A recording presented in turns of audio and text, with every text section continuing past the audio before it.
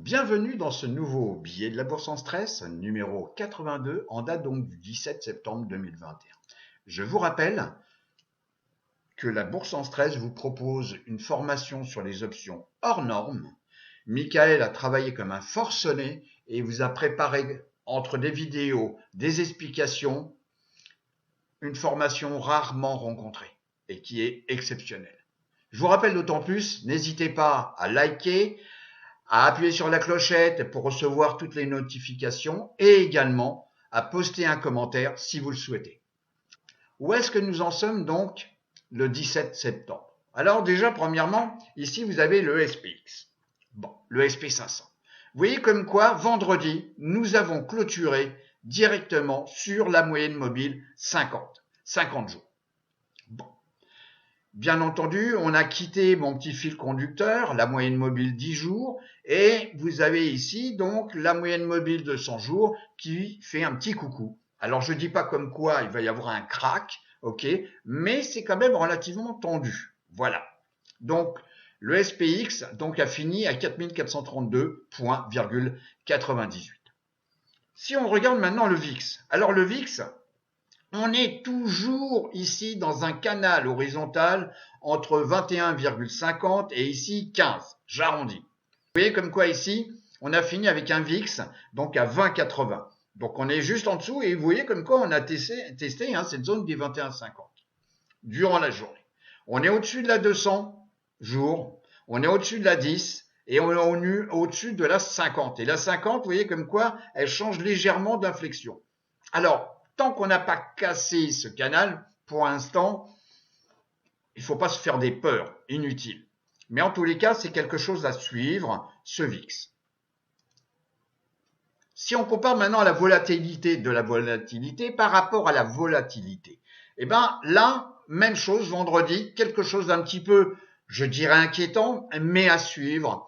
Nous avons clôturé sous la moyenne mobile 200 jours. Alors déjà, depuis un certain temps, on est sous la moyenne mobile 50 jours. Et comme je vous ai déjà dit, quand on se situe sous la moyenne mobile 50 jours, il peut se passer quelque chose. Bien entendu, je ne m'appelle pas Irma et je n'ai pas la boule de cristal. Mais simplement, si on compare, vous voyez, par rapport donc au SP500, voilà, vous voyez bien comme quoi à chaque fois qu'on a cassé la moyenne mobile, donc 50, on a eu des phases donc de retracement sur cet indice majeur, le SP500. Alors c'est vraiment à suivre. Vous voyez, il y a peut-être ici une zone de support qu'on va venir tester à 5,50. Hein, ceci étant une valeur de comparaison entre la volatilité de la volatilité par rapport à la volatilité VIX. Si maintenant je compare les valeurs de croissance par rapport aux valeurs value, eh bien vous voyez comme quoi on est en haut du canal. On a un canal également horizontal, donc situé entre 2,19 et 1,87, on en a déjà parlé, donc c'est encore une comparaison. Et vous voyez comme quoi on est ici au top du canal horizontal. Alors demain, je ne sais pas. En tous les cas, on a clôturé sur la moyenne mobile 10 jours de la comparaison. On est au-dessus de la 50 qui s'aplatit un tout petit peu. Et la 200, elle est un petit peu flat. Bon. Maintenant, on va évoquer donc ce qu'on appelle le put-call ratio, ok, en bon français. Et ici, on a une distribution qui est relativement intéressante. Vous voyez comme quoi, vendredi, on a clôturé à 0,56 et que ceci veut dire comme quoi il y a un achat quand même assez important de put par rapport à des achats de call. Quand est-ce qu'on achète des puts? C'est pour protéger son portefeuille. Et vous voyez comme quoi ici les plus hauts sont plus hauts et les plus bas ici sont plus hauts. Et on est au-dessus de la moyenne mobile ici, donc 50 jours, excusez-moi, et ici au-dessus de la 200. Alors, je dirais comme quoi il faut quand même faire attention et suivre un petit peu ce que nous disent les marchés. Également, donc, indice important, le NY-FANG que je suis. Vous voyez comme quoi, là, on est dans un format très plat, c'est flat, ok.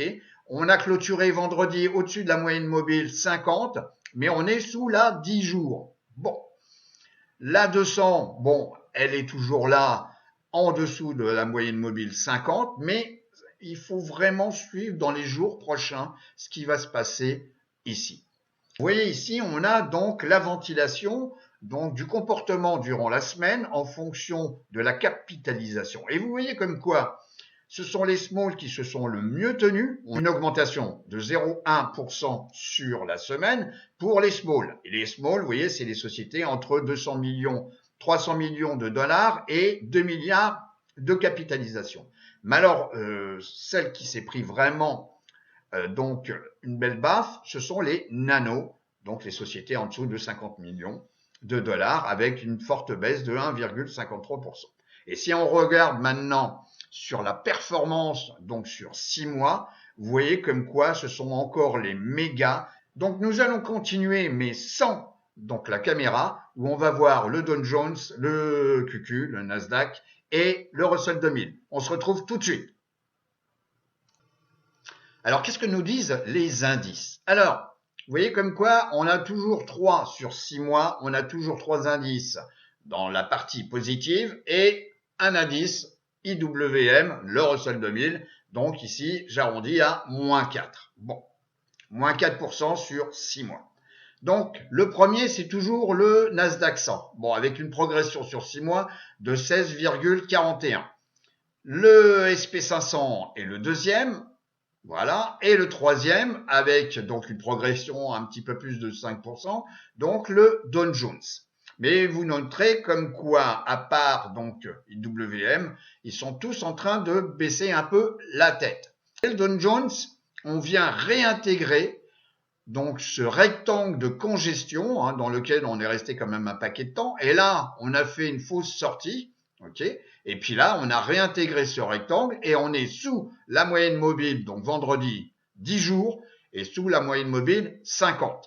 Si maintenant, on regarde le QQ, ben même chose, le QQ, donc le Nasdaq 100, on a clôturé sous la moyenne mobile 10 jours, mon fil conducteur, mais on reste pour l'instant au-dessus de la moyenne mobile 50. Est-ce que nous allons donc tester les 369,80? Je pense que les probabilités font comme quoi on va tester cette zone, donc tester la moyenne mobile 50 et cette zone qui est également une zone de support, on va dire donnée par les cours, donc une zone de support statique. Si maintenant je regarde IWM est dans un canal horizontal depuis un paquet de temps, vous voyez, depuis février. Et non, on n'en bouge pas. Donc on a un point haut ici à 230, j'arrondis, et on a un point bas ici à 210. Bon, et on navigue entre ces deux points.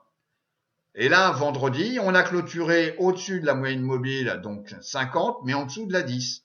Et vous voyez comme quoi on s'approche quand même pas mal. Donc le temps a passé, la moyenne mobile de 100 jours, elle a fait continue à faire son chemin. On s'en rapproche quand même pas mal. Bon. Si maintenant, je regarde donc le pourcentage de sociétés au-dessus de la moyenne mobile 50 jours. Eh bien, vous voyez comme quoi, là, on est arrivé ici vendredi, on a que, j'arrondis, 44% de sociétés qui sont au-dessus de la moyenne mobile, leur moyenne mobile, 50 jours. Alors qu'il y a quelques jours, vous voyez, on en était pratiquement à 70%. On voit comme quoi sur 6 mois, on n'a que 2 secteurs et sous-secteurs négatifs par rapport au sous-secteur que je suis.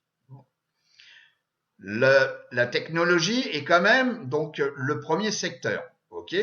Le real estate le suit, ok, sur 6 mois. Donc vous voyez comme quoi on a encore des belles progressions. On a la majorité des secteurs et sous-secteurs que je suis qui sont positifs. Juste petit truc quand même intéressant, le transport est négatif. Et je vous rappelle comme quoi il n'y a pas de business sans transport. Et là, c'est sur la variation sur cette semaine. Vous voyez comme quoi les utilities ont fortement chuté, donc, puisque sur la semaine, on a ici donc 3% de baisse. Et ici, on est sur 3 mois. La roue sectorielle, c'est ce qu'on vient de voir avec mon petit tableau. Donc là, on voit graphiquement. Vous voyez comme quoi ici, la technologie reste encore, donc on est sur 6 mois. Et ici, la technologie reste quand même en tête. Juste en deuxième position, on a la santé, XLV. Et puis, ben, vous voyez ici, donc, on a les financières. On a ici, donc, XLY. Ici, on a tout ce qui est services de communication. Et ici, on a une bête chute CXLB, les matériaux de base. Et là, on a une bête chute des matériaux de base. Et ici, les industriels. Bon. Alors, celui qui reste toujours négatif sur 6 mois, c'est l'énergie. Alors, on va voir ce qu'il nous réserve, parce que généralement, en fin d'année, c'est quand même un secteur qui a tendance à monter, puisque on approche de l'hiver, etc. Bon, on a besoin de plus d'énergie pour chauffer, etc. Bon. À noter comme quoi les plus bas sont plus hauts. Alors, à voir, à voir. OK, on revient sur la présentation. Donc, si on regarde les sous-secteurs donc proposés, donc on regarde d'abord sur 6 mois. Donc, je vous rappelle qu'il y a exactement 144 donc sous-secteurs. Ici, on voit donc sur 6 mois, le premier c'est thermal coal, donc tout ce qui est charbon. Donc ça aussi, on en arrive à l'époque où on va avoir besoin d'énergie. C'est pour ça qu'il faut suivre l'énergie. L'aluminium, XLB, vous voyez, on a une progression de plus de 55% sur 6 mois. Le troisième, c'est le coking coal. Bon. Ensuite, on a tout ce qui est semi-conducteur. Donc là, vous en avez une vingtaine au total, sous secteur. Je vous ai fait un beau cadeau. Là, c'est tout ce qui est matériel et équipement. On a l'uranium. Donc ça, c'est vraiment intéressant. On a tout ce qui est RUT au niveau des industriels. On a software et infrastructure. Et vous voyez comme quoi, avec une belle progression sur 6 mois, pratiquement de 28%. J'arrondis. OK ? Et là, c'est la performance de ceux qui surperforment sur 6 mois. Qu'est-ce qui s'est passé cette semaine? Vous voyez ici, on a une chute de 10%, 11% pratiquement, j'arrondis. Ici, 11% aussi. Ce qui monte bien lors d'une réaction descend aussi très bien. OK? Si maintenant on regarde donc l'impact sur les industries, donc les sous-secteurs sur 3 mois. Donc on raccourcit le timing. Vous voyez comme quoi on a pratiquement la même chose. Donc ça veut dire on a à peu près une égalité entre 3 mois et 6 mois, ce qui est intéressant. Ça veut dire que on continue sur la même progression, sur un laps de temps plus grand. Ici, vous avez donc tout ce qui est matériaux de base, aluminium, uranium, etc. Ici, alors ça c'est également à suivre. Donc ici, donc gambling. Ça c'est tout ce qui est fringue. Bon, vous voyez une belle progression sur 3 mois, 20,36.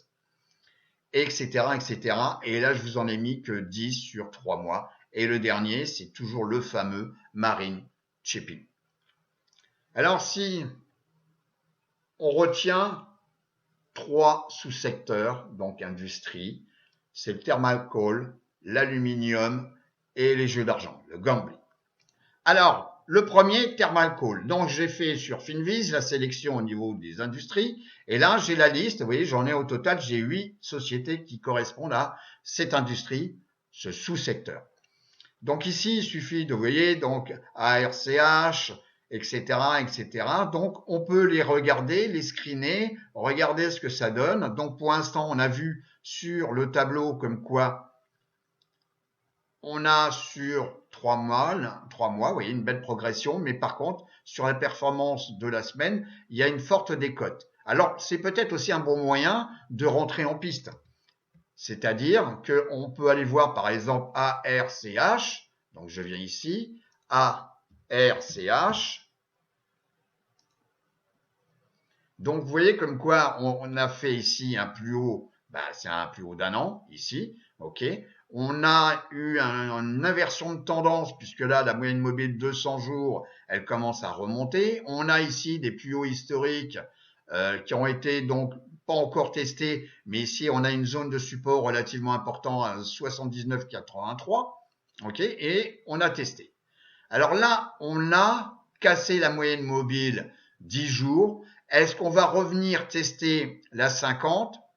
Bon, peut-être, peut-être. Donc, c'est vraiment ce sous-secteur est à suivre. Bon, je reviens sur la présentation. Aluminium. Alors, aluminium, on va faire la même chose. Je viens sur Finviz, ici, et je viens sélectionner aluminium. Donc, voilà, aluminium. Donc, Alors, aluminium, vous voyez, bon, il n'y en a pas 36 000, il n'y en a que 5. Donc, le bien connu Alcoa, AA. Bon, alors on peut voir ce qu'il donne. Donc, tout ça, c'est simplement profiter peut-être parfois des phases de retournement pour prendre des positions. Alors, c'est pas la société hein, high-tech, c'est pas une techno, hein, c'est quand même un petit peu plus pépère. Donc là, vous voyez, c'est la même chose. On est dans un sous-secteur qui superforme, donc 3 mois, 6 mois. Et là, on est dans une phase, on va dire, non pas critique, mais on vient tester la moyenne mobile 10 jours. Ok, on voit bien le fil conducteur, hein, quand est-ce qu'il sert et puis quand est-ce qu'on est en dessous et qu'on a du retracement.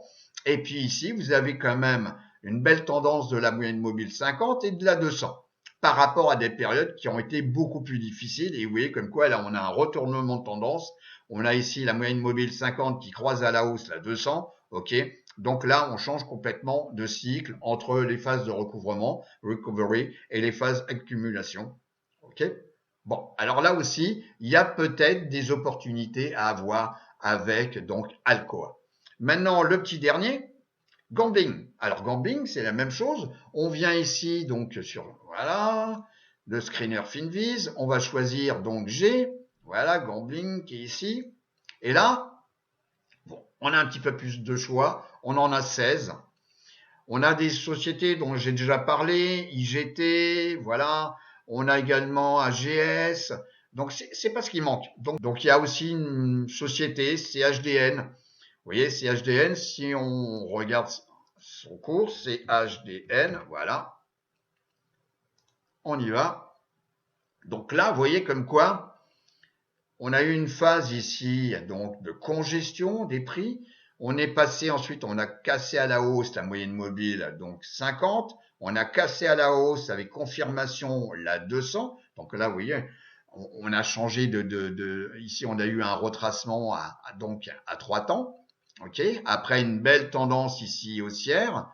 Ici, on a un doji, on va dire un doji, donc c'est pas maintenant qu'il faut se positionner là-dessus, ok, hein, puisqu'on est venu tester ici des zones support résistance, ça dépend à quel moment on les regarde, et on risque peut-être de retester la moyenne mobile, donc 10 jours, voire la 200, mais chose intéressante, puisque là on est dans une phase, on va dire d'accumulation. Le cours, la moyenne mobile 200 et ici la moyenne mobile 50. Et donc ça c'est une phase d'accumulation. Et si jamais, je dis bien si jamais, la moyenne mobile 50 croise à la hausse la 200, et bien là on va repasser dans une phase bullish. Voilà les amis. Je vais donc vous souhaiter une très bonne semaine de trading. Faites quand même attention par rapport aux éléments que je vous ai fournis. Ok, c'est pas pour faire peur, mais il faut être un petit peu attentif parce que il peut y avoir des brusques chutes de marché simplement parce que le marché a besoin de se reposer et il suffit parfois d'une news. Alors qu'elle soit bonne ou mauvaise, c'est pas ça le problème, mais il peut y avoir un impact direct donc sur les marchés. Je vous dis à bientôt. Au revoir les amis.